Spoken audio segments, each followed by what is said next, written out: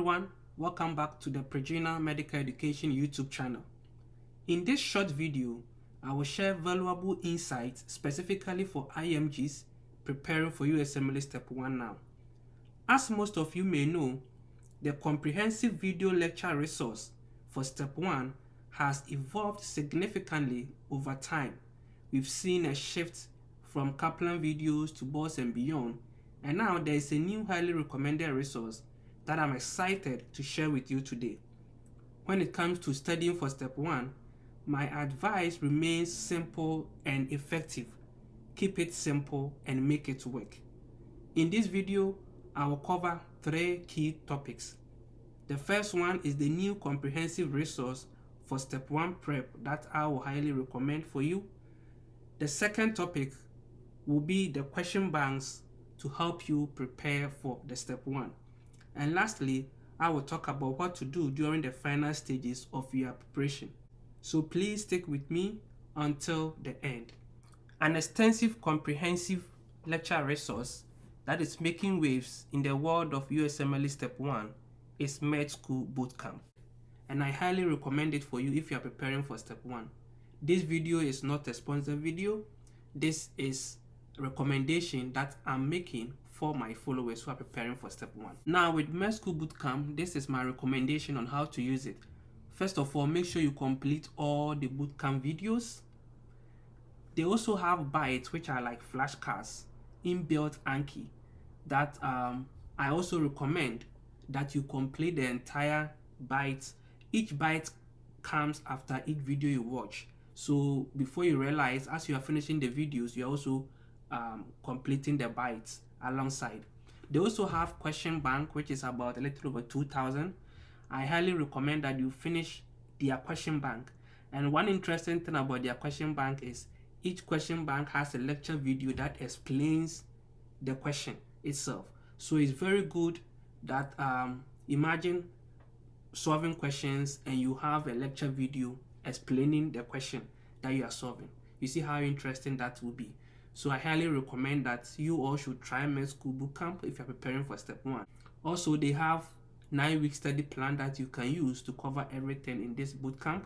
So I highly recommend that if you have problem with scheduling, you can download their 9-week study plan, then stick with it. Now, when it comes to practice questions, these question banks still remains the topmost preference when it comes to preparing for USMLE Step 1. UWorld, NBME, and Free 120.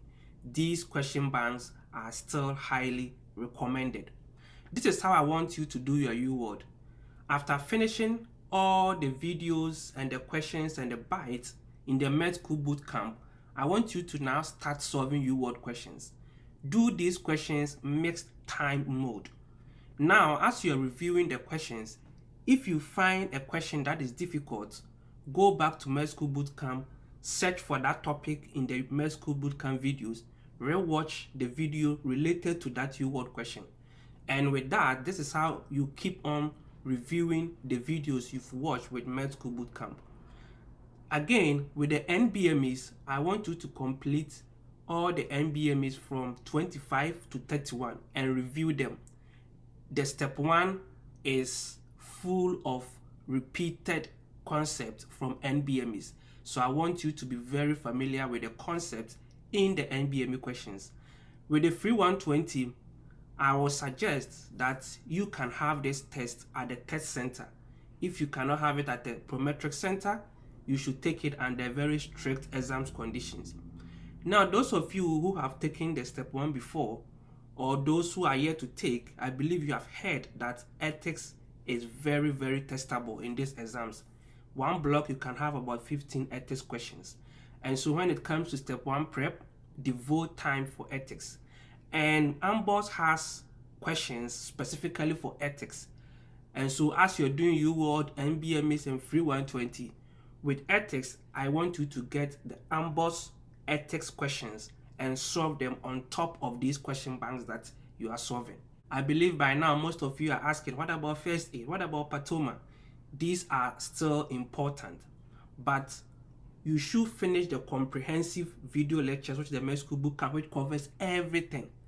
Do the question banks that I mentioned earlier, before you come to these resources. You should understand that first aid is just a review book. It doesn't teach. So after finishing all the comprehensive resources and the U-word, you should have enough knowledge to go through first aid now. So in the final stages of your prep, you should start flipping through the first aid, and you will see that you have covered almost all the topics and there's nothing really new.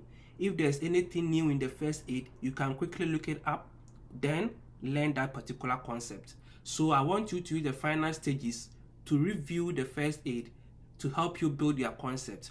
Also with the first aid, the last pages, there's a part that they've titled it as rapid review section.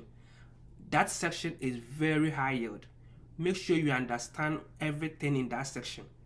If possible, memorize that section. It's very, very important. With Patoma, I want you to complete the first 4 chapters. Usually people say first 3, but I want you to add 1 more chapter to it. So if you can, complete the whole Patoma, the first 4 chapters. Very, very high yield. Also with Sketchy, if you have time and you're still struggling with microbiology and farm, which I believe if you've really followed this process and you really did the med school boot camp, solve U-word, Sketchy, you shouldn't have micro and farm problem at this stage. However, if you still do, you can start watching Sketchy on those. When it comes to biostat and biochem, at this point you should have also had enough knowledge on it as you finish watching the lecture videos and solving the questions I spoke about previously. You should have enough knowledge on it that you can easily watch Randinell videos on biostat to help you refresh your mind or gives you clues to easily answer questions.